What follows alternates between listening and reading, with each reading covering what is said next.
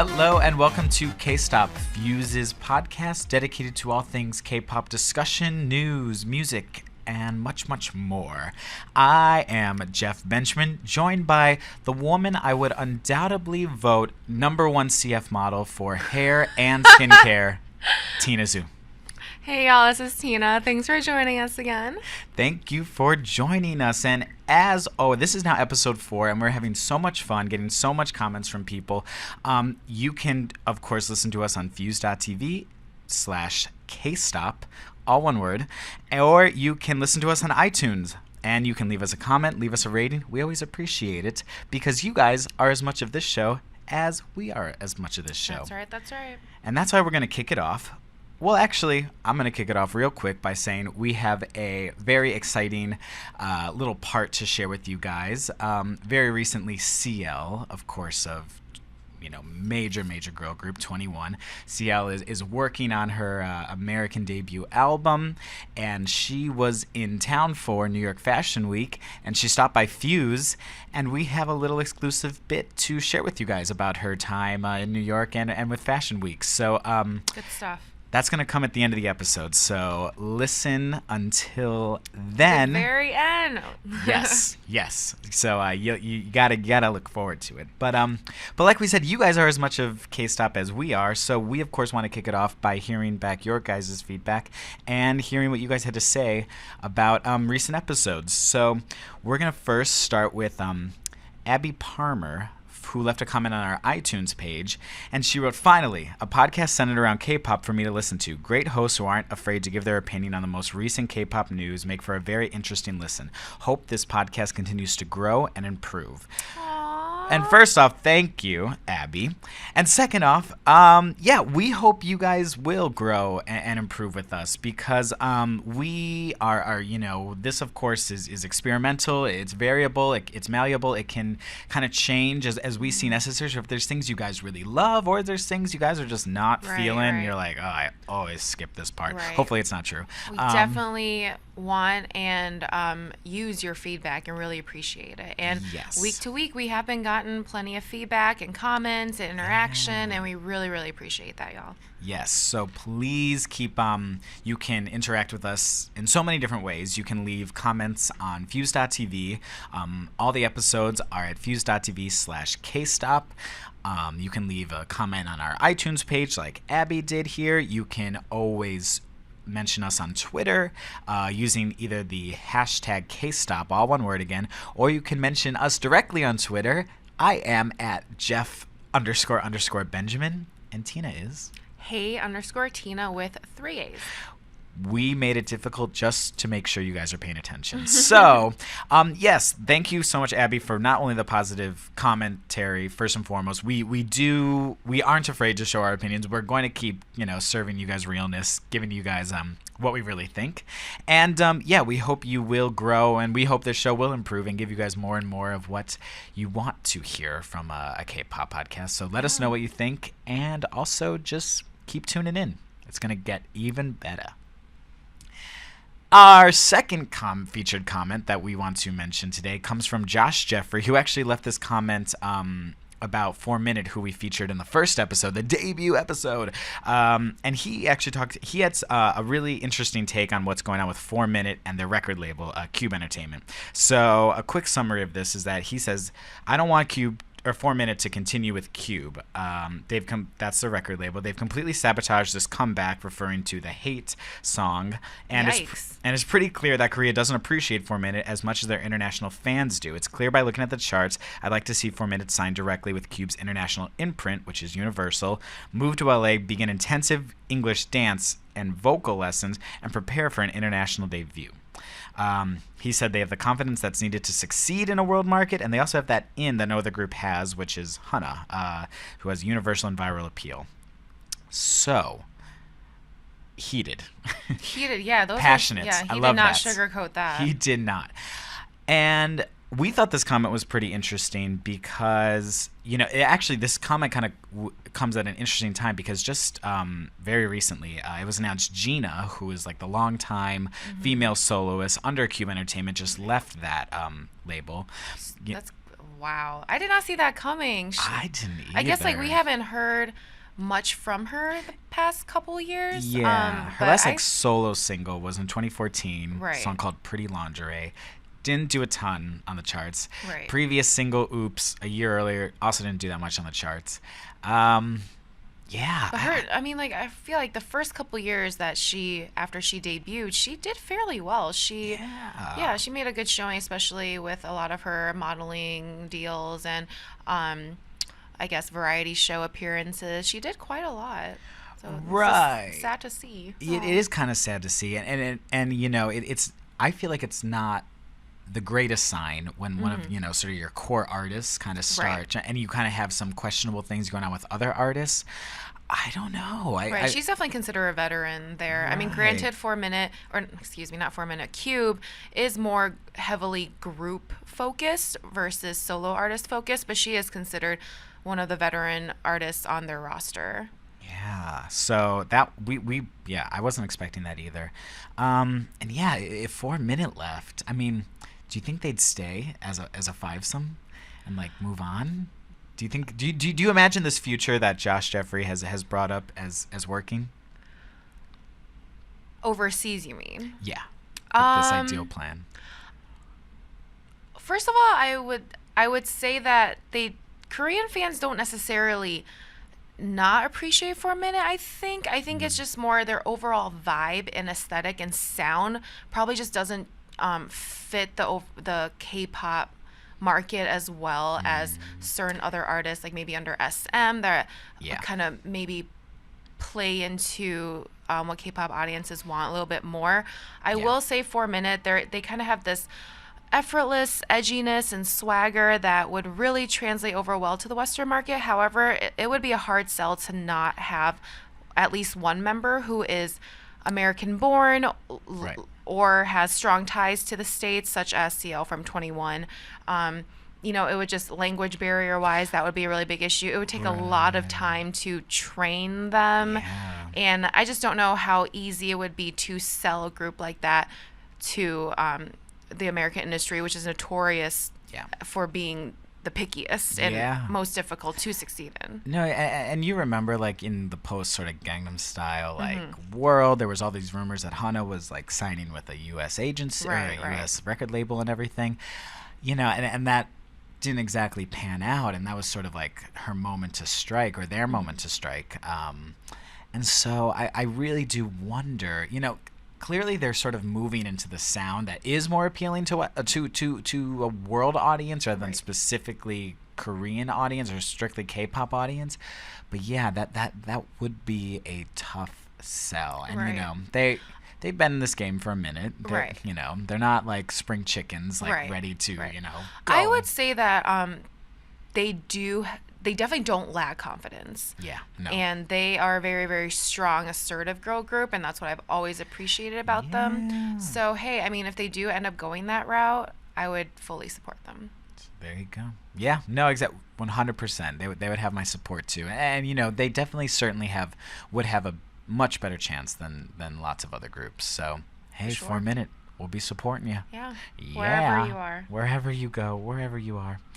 Awesome. So yes, thank you so much for those particular comments, and we'll have more comments throughout the show as well. But now it's time to get into some new music. Yeah. First and foremost, we're both really passionate about this first comeback. It's Ladies Code, which is you know, this group is you know, totally, it's sensitive subject. This group kind of returned from tragedy. If you recall, this was like a national, or not even like a international, I should say, news story. I remember, you know, of course, this was the girl group who got into a car accident. One member, Eunbi, died like right away. Eunbi, yeah. Yep, and then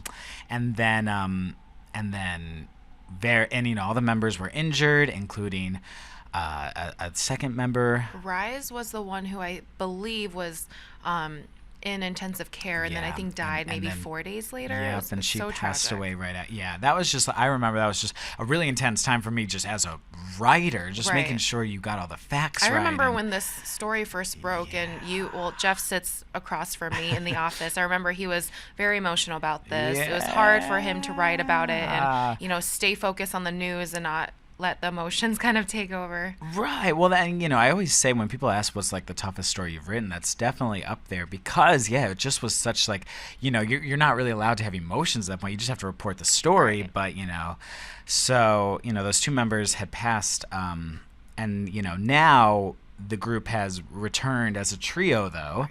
And Boasting, they used to be kind of this brassy, quirky, bright girl group, and so with this new single, the single's called Galaxy. They released a 3-song EP called Mystery with the E replaced as a 3, and we had a lot of people talking to us about this. At DJ Peter Lowe wanted us to talk about the comeback, as did Kevin Leonard. So thank you guys for bringing this up to us. And yeah, well, strictly music wise, we love this track. It's so good. It's so good. It boasts this really dreamy R&B sound. Very mellow pop. Yeah, and it's really excellent. Like just as strictly as music. Right. It has a very mysterious vibe to it. Yeah. That just really sucks you in. It really surprised me because I didn't follow this group too much back when they were a quintet. So I didn't really know what to expect listening to them as a trio. So it seemed like they really kind of reshape their whole aesthetic.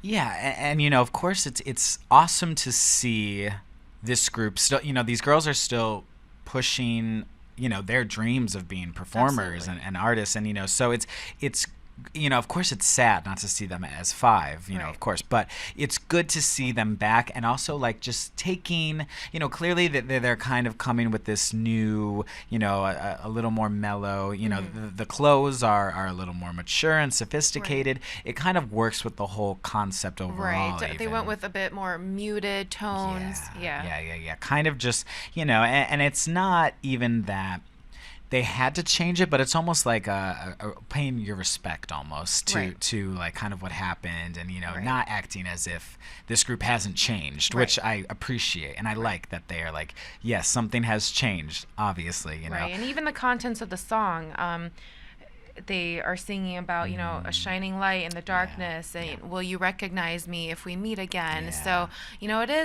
it's not something it's not morbid or anything, but that they're paying respects to their former 2 members, and you can really see that throughout the concept, but not let it overpower their new image. Exactly. And that's why I think this was done quite well, I think. And we kind of talked about this when it first came out, but there's sort of this like eerie but like nice scene in the music video. This might just be my interpretation, but at one point the 3 girls, there's a lot of trio shots, but then there's this one scene where it's kind of far away, it's sort of dimly lit, and it's the 3 of them dancing, but then there's 2 backup dancers and kind of like muted, like darker colors, and I'm like, is that them almost being like the other girls are still with them? Like I was like, oh my god, chills. Right. Yeah. No, it is very eerie is a really good word for the video. But like nice kind of eerie. Right, absolutely. The video is gorgeous though. I want to think it's very like Instagram ready. It's heavily saturated, high contrast. Lots of patterns, just very eye-catching all around. No, totally. And lots of food. If y'all like cupcakes, like what?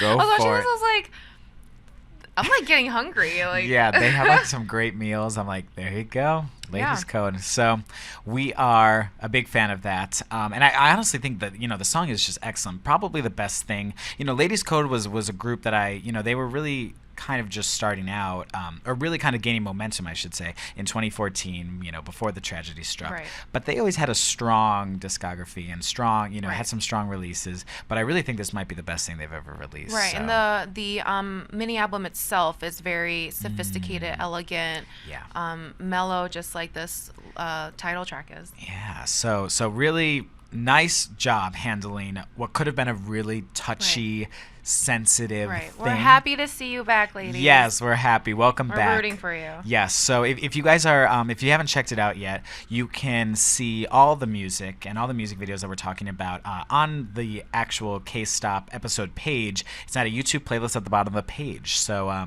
be sure to check this one out in particular. But the other the other music release that we want to mention today, and this is one I'm really also excited about, is MAMAMOO. MAMAMOO is the kind of, they're a new girl group, but they're getting a lot of attention as sort of like this really like all-star group. Like there's like each member has a really distinct part. They're really like emphasizing the vocals, and they've always been like a throwback group, and they just released their first full-length album. It's called Melting, and it's led by the lead single, You're the Best. And doing very well on the charts. Yeah, MAMAMOO is Killing just it. yeah. In Korea, they are these girls are really hot right now. And if you remember, they've kind of popped up on a couple iTunes charts that we'll check in on later. We'll see how they're doing in America in a little bit. But I really like You're the Best. I think it's a nice mix of throwback, but then also like very bubblegum, very perfect for like the warmer weather that's coming. It reminds me of almost Sistar, but like and with like a bit of Secret in there, because Secret has a bit of retro. Yeah, yeah, that was baby. their thing. Nice call. I wouldn't have said the Secret thing, but you nailed it. That's totally what it is. And they it's really like it feels like an upgrade though, or like the next level sort of like and I love that about this song in particular. I was like, hey mama daddy da, da, or however it goes. Lord. The little hook thing. Come on, nene, blah blah. Do not judge my Korean, by the way. That was not real. Oh, okay. That's great. Oh my gosh. Okay. What did you think? I didn't love it as much as you liked it. I'm gonna be honest. I don't really like this song. You liked the Buzz single, though. I love it because that was they are throwback, but I like them throwback hip hop. Yeah. Like throwback 90s hip hop. This gave me, I think I talked about it on a previous episode. It was very. I just threw my pen at Tina No, accidentally. he's like attacking me over here because I hate the song. No, like it gave me very like strong old school YG, Lexi, Perry, One Time kind of vibes. Yeah. And they even, this is not necessarily, it's definitely not a positive thing, but they've gotten some heat for, kind of. People are saying they're plagiarizing Eminem and Dr. Dre. I wouldn't.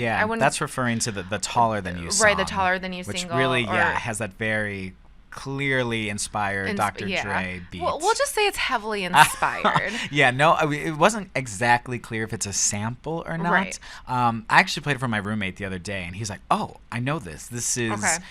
And I'm like, "Oh, the Dr. Dre song," and he's like, "Yeah, I think so, right?" And I'm like, Right, everyone's like, we don't know what's happening right now, but it's catchy. It sounds good. It has that, like, kind of, like they're kind of making fun of themselves, like a tongue-in-cheek kind of thing. Yeah, I think they're really serving it, despite they're not known to be rappers, and I don't think any of them are actually technically rappers. So right, and actually, someone on Twitter at Belle Stardust, thanks for mentioning us. She actually said. She wanted us to talk about the MAMAMOO album, but also K-pop acts like referencing old school U.S. pop in general, like with the Dr. Dre beat on Taller Than You. So clearly we're not the only ones like hearing this and talking about it too.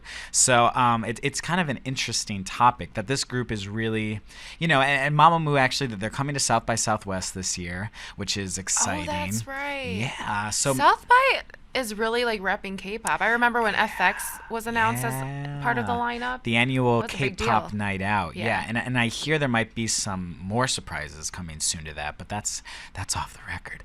But not really, because I'm recording this. But MAMAMOO. I really like the song a lot, and then I also really like the music video in particular. And I wrote about this in my review on Fuse.tv that the music video is really cool in the sense that lots of times you don't see K-pop acts kind of having fun and playing around and like almost like being self-deprecating, right? Especially when things like come to food, right? But these girls, like, it's pretty actually amazing. Like one girl is like one of them is like they're slurping spaghetti and they're Right. guzzling, tropical drinks, and they're like Right. gagging at like eating Right. like bugs. A lot of K-pop artists, you can't take pictures of them when they're eating Yes. since they're so, focused and I guess careful about how they look to the media. And just even like eating in Right. general is just a sensitive topic. Right. And they're on these really intense diets, and maybe this is a future deep cuts topic at some point. But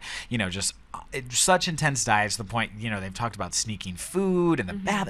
But here is a group like basically looking almost like ridiculous while they're Right. eating. Right. Really obviously like because a lot of times and even recent music videos we've talked about, there's a lot of food incorporated in the video, Right. but you're not seeing They're them not guzzle it eating down.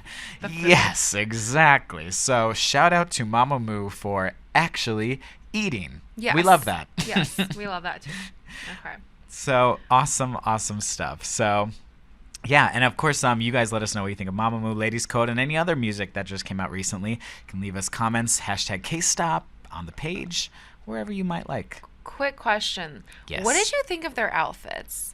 The outfits. They had this high-waisted bell-bottom look. Yeah. Oh, I liked it. Really? I think for some reason bell bottoms are like back in K-pop. If you look at FX's recent Right. comeback, But they were low-waisted, right? They were low-waisted. Low-waisted or FX high-waisted? ones? I thought FX was high-waisted. Really? I thought so. I feel like if you're going bell bottoms, you should do low waisted, or if you're doing high waisted, they should be like tapered. So they did both in one look, and I was just my mind was blown. I was like, "What is happening right now?" I thought there were so many cute not looks. sure how I feel about this. I loved the French beret, the girl group, or sorry, the girl like schoolgirl almost look. Was that the pink and white? That look? no. I think they wore those with the bell bottoms. I think the hats. Oh, but right. they also the did hats. do the Okay. swimsuits, the pink swim. Love Right. the pink swimsuits. Right. I thought there were so many great looks in Yeah, here. I mean, it fits the music video, that's for sure. For sure. Awesome. Love it. That's MAMAMOO for you and Ladies Code. So listen to all this stuff, of course, Yeah, in our please YouTube check playlist. both of them out. Yeah, So great. We're feeling them. All right, so now it's time to go into our chart section of the episode. This is where we take a look at the top 5 songs on the iTunes K-pop chart right now, and compared to last week and everything. So let's get right into it. So at number 5, someone who was also on last week's show is BAP's "Feel Yeah. So Good." Such a good song. Yeah, funky hip hop. We're such a fan. Right. Glad to see it there. Right. I hear BAP is coming back to North America very soon. They just announced 2 Canadian tour dates. And they do so well overseas. Yeah. Really excited for them. So hopefully we'll see them, get them on the show maybe. Oh my gosh. Get I them would into Fuse. die. Number 4, still on the charts. 4 Minutes The Hate. ladies, yes.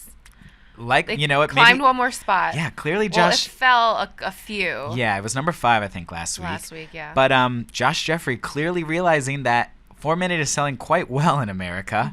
Maybe he's onto something. Maybe people got to listen to us. Number 3, last week's number 1, which is Drip Drop by Taemin of SHINee. Our favorite Yes. Empire reference. Yes. Drip Drop. No, obviously not. No. Yeah, the sort of one of the standout tracks on Taemin's solo album, which includes the single, which is actually at number 2, which is "Press Your Number." Of course, Taemin's Bruno Mars assisted comeback song, which is very cool. Great song. We love that one. Still blasting it myself. And then at number 1 this week, none other than "You're the Best" by my girls MAMAMOO. Yep. As we foreshadowed earlier, This doing one's- really well. yeah. But it's also doing well on international charts, Yeah. which is very Yeah. interesting to see. Yeah. So, MAMAMOO, really hot right now. Great job, ladies. So that's awesome to see. I was curious to see how Americans would kind of react to this song. And, Right, just because 4 Minute hit number 1 after their comeback with Hate, and that sound I wasn't surprised, was received well by Western fans. But I mean, obviously, MAMAMOO, the sound is a little bit different. So, Yeah. but that was quick, number 1 already. Right, and this song actually came out last week. Yes. So it's really maintained its spot. So congratulations, girls. So we're excited to see what happens in next week's charts. But now, of course, we get into my favorite part of the show, which is called Deep. Well, I love every part of the show, but I really love this part. It's called, really dive into something. yes, called Deep Cuts, of course, where we talk about a topic or controversy or any type of discussion happening in the K-pop community right now. And this one is really interesting, I think, in particular. We have a sort of dating contract scandal going on, if you will. So here's the backstory: is that so what came out over this weekend is that Junhyeok of don't know why I added the on that. My Jewishness is coming out. Junhyeok of boy band DAY6. DAY6 is under JYP, which is one of the top biggest agencies in Korea right now. They're home to groups like Wonder Girls and 2PM, GOT7, some really huge groups. This is their newest boy band, but it's tough to call them a boy band because their whole thing is that they play instruments and they right. Think of them kind of like an FT Island. They got their guitars, their keyboardists. And their whole thing is that, they don't go on television show or they don't go promote on music shows. They're really about, the music and playing on the streets and everything. So DAY6, 6 members, all play instruments. They're very grassroots. Yes, exactly. They're going for that aesthetic. But, they've done quite well. I actually really liked their debut EP. But so the thing was with him, so over the weekend, JYP, the record label, announced that the group he is leaving the group. He's leaving the group. His contract is terminated with the company. Not much more given other than that. So it was a little shocking, especially to fans. And then some things started coming out about him reportedly dating a fan. And this fan, this is all allegedly. We all have to kind of take it with a grain of salt. But this has sort of been floating around news sources and fan sites that he had been dating or had a really strong friendship with a fan. And was sort of like texting her a lot and saying, no matter what happens, I will pay for our legal fees, everything that... Things escalated really quickly, I feel like. Or maybe it just seems like that because things were kind of dug up and allegedly, like pieced together what allegedly happened was really quick. Right. So we were so this all came out. It's kind of curious that that this came out, and it's also because the official reason was that he left for personal reasons, quote unquote, but it was not clear whether he did something, and lots of fans are pointing to this potential dating or dating a fan as something that... When you say personal reasons, it's always open to much interpretation and speculation. Right. So here we are. So here we are trying to put it together. And, of course, this is all allegedly. But, I mean, what would you think if this truly was the reason of the fact that he got kicked out of this group for dating a fan? I would wonder if it were... Well... There are rumors that he was offered an ultimatum, and if that were the case, does that mean he chose to stay with the girl or rather than staying with the company? And that's also that's just odd to me because when you're a trainee in these K-pop K-pop groups, you train for a legit 5 years. I think I read he trained for 5 years, and he had only, I think they just debuted maybe. Not even half September. A year ago. Yeah, September of 2015. Yeah. So for him to choose a girl that he barely knows after 5 long years of brutal training, that's really hard to believe for me. So okay. Yeah, so I would almost want to think it's not as dramatic as people are saying. Maybe he just experienced a few months of what it's like to, life at what am I trying to say? Post debut, and maybe he just didn't like it. Yeah.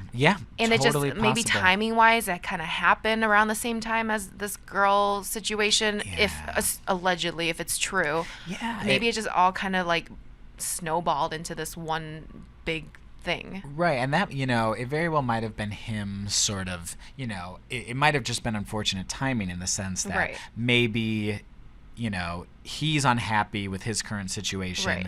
Okay, he's also talking to a girl, and everything. He's having a good time. It could have just been like perfect storm of Right. unfortunate events. Yeah, because and at the same time too, of course we don't exactly know what goes on behind closed doors of there's a strong group mentality in a lot of these groups, but he wasn't. When you sign up for a company like JYP, I would assume, and this is just me assuming, of course, but you would expect for that very typical idol life. You're expecting, to go on television shows. You're expecting to, wear the fun clothes and, learn dance routines. DAY6 wasn't that, despite being from such a big agency. Mm-hmm. So I almost wonder maybe it wasn't exactly like you were saying, like maybe it wasn't what he thought it was going to be, or maybe just idol life in general wasn't what he wanted it to be, regardless of going on shows or dancing or whatnot. So this is our kind of devil's advocate side of things. Yeah. Trying to take it away from this whole alleged dating scandal. But let's say this dating scandal had truth to it. Yeah. Would you say that it is appropriate for a label to dictate their idols' lives and essentially either offer an ultimatum or just straight out cut ties with the artist? And this is so tricky too, because this is something that's very unique to like the K-pop world, and that like dating is just sort of a big no-no. And the idea, I'm assuming, is that it's always been something tough for me to wrap my head around, but like the idea is that they want them to remain as appealing as possible to fans, but also to keep them focused on their own plans. Both of those and are career. Exactly it. I think you need to focus on your music and your training hours and hours a day, and you can't have that distraction. And then also you have to remain as appealing and as marketable as you possibly can, especially when you're a male idol and you need those fangirls thinking that, hey, maybe I have a shot with him. And if they know, I'm keeping it real, y'all. Like, if they know that he's off the market, he's not as attractive to them. They're like, like, yes, of course. What's the point of me, like, fangirling over him? He's never gonna notice me. Right, and that's of course the unofficial reason. Right. But we get it. We know. I think fans I was know. a fangirl. Like I know how these things go. Right. And that's how it is in K-pop in general. You know. So I wonder if I can't. It's very tough for me. At the same time, like. Anytime and I kind of get hit up on like Twitter, oh, you hear so and so is dating. Love is good for the soul. It's like, there's nothing like it. It makes you feel a way nothing else can, but at the same time, I think the issue here is that it's like quote unquote a fan. Right. And I That's think, everyone here is young. Everyone here is sort of new to the, it's a new relationship, if it even is a relationship. Right. It's very tricky for me to But it does judge. surprise me that it would come to this extent with JYP, since they're not typically known as a super strict label. However, YG doesn't seem like they'd be super strict, but they are super strict when it comes to dating. Right. Whereas they're really strict. On the flip side, SM, who is a more conservative label overall, they seem to not be as hush-hush about certain relationships. I don't know, like Tiffany from Girls' Generation dated Nikun from 2PM. Well, obviously separate labels, but, but they're both idols, so that's kind of just a different story there. Yeah, right. But I would also think it's probably not in the fans' best safety interest to be involved with a K-pop idol, because fans do get quite jealous. Yeah, especially sasaeng fans, which is the term for those fans are just like absolute next level. They know everything about the artist. They know where they live. They know where they go shopping. They borderline stalk them. Yeah, something that is almost kind of not even really seen in America, at least. Right. This is like a whole like different restraining kind. Level. Yeah. Like restraining order level. Yes, exactly. So, that is something to consider. Right. Like, is how safe. Right. Is it for everyone involved, know? So that's something too. So, I really hope it wasn't just like a fleeting moment or something like that. That's a lot to give up when you're so young, and your dream was to be this performer Exactly. and be successful. Yeah. But not that he can't be successful after this. Right. He's the keyboardist in the group. Right. But you know what I also think about too, and this is why I just simply encourage K-pop. K-pop people, if you're listening, don't name your group after numbers, because now Day6 has 5 members. Yeah. And it's kind of tough when you're right. like, we are Day6, but we only have 5 members. I don't know if they're going to replace him or right. get I feel like the general trend in K-pop is to replace members, but who knows? We don't know how they are not the typical setup for right. For a yeah. K-pop Who knows group. if JYP has a keyboardist on hand? Right. So. Well, we want to hear what you guys have to think. This is something. We want to. What's your guys' take on it? Do you believe it? Do you not believe it? What do you think about dating contracts? What do you think about, K-pop idol life in general? Right. What do you think about the group? Yeah. What's their future? I did see an announcement that they're supposed to come to the U.S. very soon, actually, and it's still going to go on as planned. Oh so my gosh, that's exciting! I don't know if they're coming East Coast, but we'll have to see what we can. The woes cook of up. us East Coasters. But we'll see. We'll see what happens. So best of luck to Day6. Absolutely. But we're gonna end the show with a really exciting little clip, exclusive clip from our recent guest. Lots of artists come to Fuse. You guys can see all our artist interviews on Fuse.tv. But CL was in town for New York Fashion Week, and she of course had to stop by and let us know some exciting stuff that's going on. She was in town for Fashion Week. She was actually at a lot of shows. Mm-hmm. She told us all about how she went to multiple shows. She's of course friends with Jeremy Scott and Alexander Wang, and we wanted to just talk to her a little about her New York Fashion Week. So we will play you guys a little clip of what CL had to tell us about her Fashion Week 2016 experience. It's actually my first proper fashion week because I don't really do shows. So, yeah. So yeah, we saw you at Jeremy. I think that was last night, Mm-hmm. right? And then, what did you think about his latest collection? I think Jeremy's shows are always fun and colorful and something I would love to wear on stage, and it's just very bold, and it was still that, and I love the music and the vibe there. And then you also mentioned Alexander Wang, and Yes. you're part of this new sort of Wang squad. Mm. Can you tell us it's kind of been mysterious, the campaign so far. Yeah. Can you tell us a little more about that? I don't think I can talk about the Alexander Wang campaign because it's his campaign. I can't spoil it, but Right, but we saw those really cool Polaroids. I think Yes. who was it? Travis Scott, Vic Mensa, Bauer. Yeah. Did you guys all get to meet? I was at the party and Bauer was DJing, and it was a last minute thing for me when from my last trip. Yeah. And, he wanted it to be, free, just how I want to wear it. And just, he kind of, let me do my own thing, which was very new and amazing. And it was free, because I'm so into Polaroids these days. And I've been into it for a while.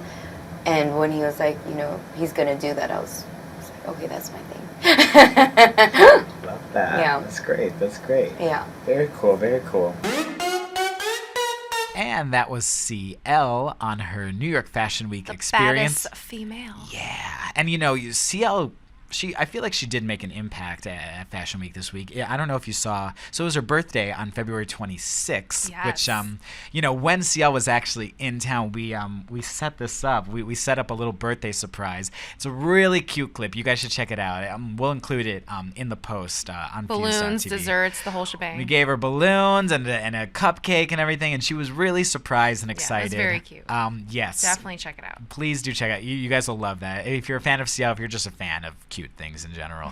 And we can't reveal anything at the moment, actually. We're under strict confidentiality, but she did come for exciting stuff that is coming very soon. So we things shifted a little bit in the plans, but you guys should look out for CL very soon.